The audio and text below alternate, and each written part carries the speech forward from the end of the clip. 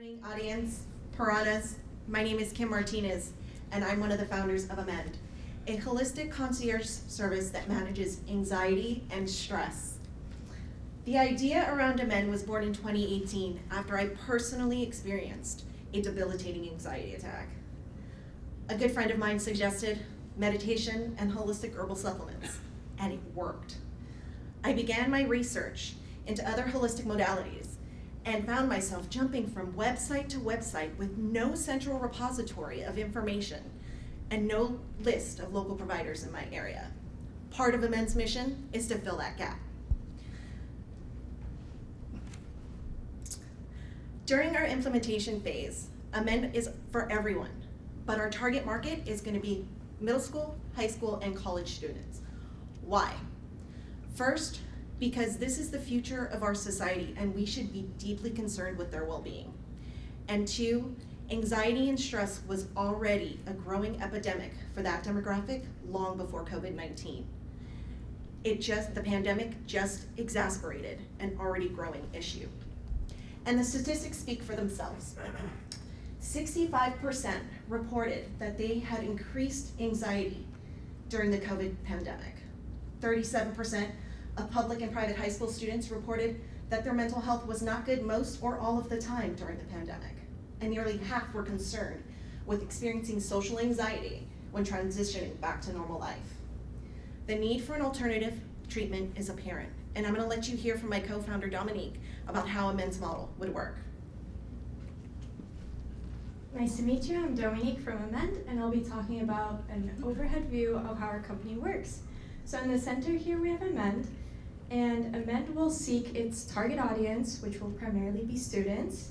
So we will go out to the schools with the overworked students and talk to them about who we are, and they're more than welcome to come to us, to our central hub, which will primarily be on the internet, which we will offer various services we'll talk about in a moment, primarily being maybe one-on-one chat, something to help guide them amongst our services which we offer. So on the left, we have those services, the local businesses that we will partner with. So this will kind of be on our site, like backed by Amend. So we will go out to the company and say, hey, we're their marketing. So we have our target audience, we go out there, and then they can be posted on our site. This is where our money will be coming from. So more on that later. So you might think there might be a few companies that are similar. So on the right, I have two major similar companies. On the right, we have Yuka, which is a wellness scanning app. They also have a vast amount of information on their site, which is similar to what we do. However, they do not seek out their audience, and kids are still left on their own to figure out what works for them. So on the left, we have Nest, which is another database, and yes, they also offer the one-on-one services that we do, but yet again, they're kind of closed off, and they're left on their own to figure out what works for them. So that's the gap that we try to fill. So up next is Dale, who will talk about our services. Thank you, Dominic. Hi, I'm Dale, and Amend and realize a better you. Amend has holistic health concierge, consultant, and referral services where we are a one-stop shop for well-being. Our Amend website is a network for specialty services for stress and anxiety relief, where our website hosts an extensive database for natural and herbal supplements. Also, Amend is focused on total centric therapies, where our website has multiple chat options, where we have one-on-ones, groups, and conversations. To promote our brand, we have web content, message boards, and chats, where some of the services we offer are acupuncturists, anxiety therapists, counselors, herbologists, nutritionists, and personal trainers, where we provide highly recommended services for the mind and body. I'd like to introduce Johannes. He'll talk about our financials. Hi everybody, I'm Johannes. So, we might have you convinced that we've got a good idea, but I think we all know that bad ideas are not why most new businesses fail.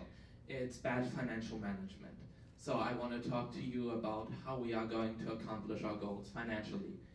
We are asking for an initial investment of $10,000, which we get to by looking at our expenses, $9,000 a month, consisting mostly of salaries and benefits. And our profits, we expect to be able to gain 10 customers a month. So that's $5,000 of onboarding profits. And for those customers, after that, we'll earn $2,000 a month in monthly fees. So when we put that all together, we get our profits and losses here. We have $9,000 a month fixed, and we have pretty steady growth, except in July and December, where we do not expect to onboard new customers as school is not in session. So when we put that all together into the cash balance, we get our initial funding line here, that's the dashed line, and starting in April, we begin to grow pretty steadily and actually exceed our initial funding line, are net positive by end of May. So, before we get to the questions, I would like to thank our amazing board of advisors that you can see here. Again, we are asking for $10,000. Please ask your questions. Hi there.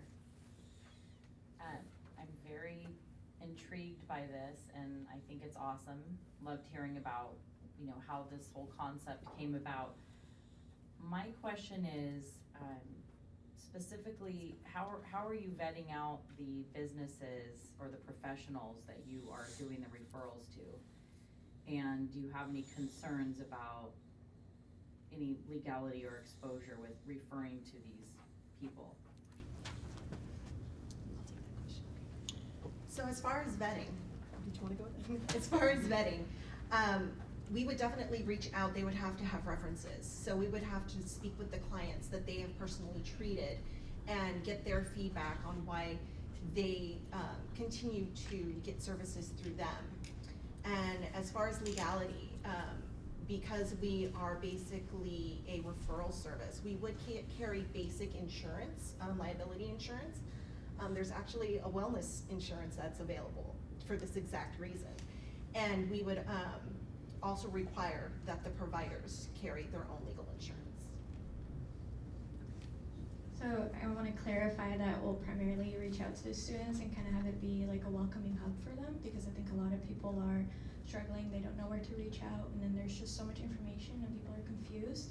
So once you do get on our site, there's kind of this chat service, and then if people want to get one-on-one help, either, of course, like their parents are maybe involved, or if kids want to come seek out on their own, then of course we want to refer them somewhere else, but we don't take a cut from them. That's not where our money flow comes from. So that's why we want to say, hey, here are your options, and this is how you navigate them. So then for those local businesses, which we will also reach out to be posted on our site, that's where the money comes from. So it's like a promotion for them. Thank you for that. I'm very impressed by your presentation, and you're obviously addressing a very real need. Once again, my question was taken by my colleagues, so I've had to scramble to come up with a new one. Great minds and whatnot. Yeah. So a question I have is, this is obviously a major and growing need, mental health services for people.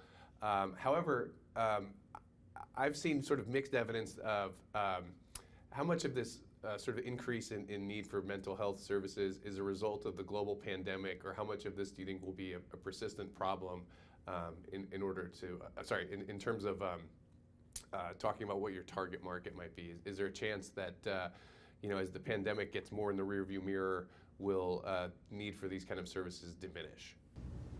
I think it definitely will not diminish. In fact, I think, of course, this need has heightened because of COVID, but also a lot of people feel more open to talk about it because of COVID.